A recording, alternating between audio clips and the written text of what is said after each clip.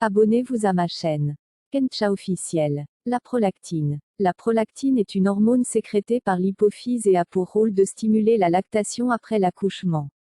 Son taux augmente en outre chez la femme durant la grossesse et dans les semaines qui suivent en cas d'allaitement.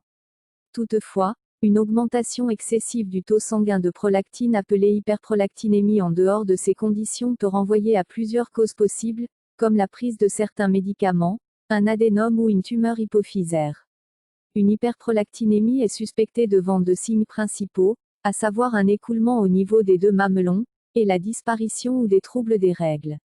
Surtout impliquée dans le déclenchement et le maintien de la lactation, la prolactine est une hormone dont le dosage s'effectue grâce à une prise de sang réalisée à jeun après 15 minutes de repos.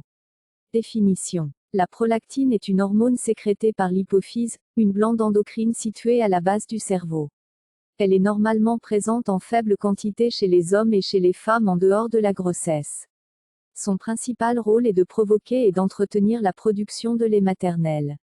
Son taux varie en fonction de différents facteurs physiologiques, mais aussi lors de certaines pathologies. Variation physiologique lors de la grossesse et de l'allaitement, le taux sanguin de prolactine augmente chez la femme, stimulant le développement mammaire et la lactation. Si la femme n'allait pas, le taux de prolactine revient à la normale. Variation pathologique. Certaines maladies peuvent entraîner une augmentation du taux sanguin de prolactine. Il s'agit en premier lieu de l'adénome de l'hypophyse.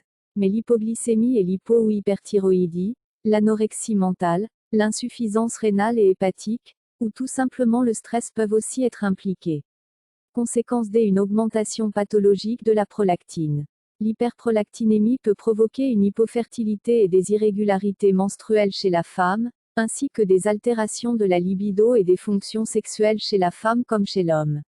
Médicaments. Certains médicaments peuvent aussi augmenter le taux de prolactine dans le sang. Il s'agit par exemple des neuroleptiques, des amphétamines, des antihistaminiques, des antiémétiques, des estroprogestatifs, ou des dérivés morphiniques. À l'inverse, la baisse du taux de la prolactine s'observe essentiellement lors de la prise de certains médicaments dopaminergiques. Pour diminuer la prolactine dans le sang, je te conseille de boire l'infusion d'une plante qui s'appelle Salvia officinalis ou encore la sauge. Cette plante bloque la production du prolactine et favorise la production du progestérone, elle pousse les ovaires à bien fonctionner, elle se boit avant les règles pour ne pas avoir des règles douloureuses et permet de ne pas avoir des pertes de sang en grande quantité, elle est interdite pendant la grossesse parce qu'elle fait arriver les règles et pendant l'allaitement même parce qu'elle bloque la production du lait. La quantité qu'il faut prendre. Mettre un cuillerée des feuilles de ces plantes dans un verre d'eau tout juste après ébullition de l'eau et laisser en infusion pendant 15 minutes puis le boire froid. Il faut prendre 2 verres par jour pendant 20 jours.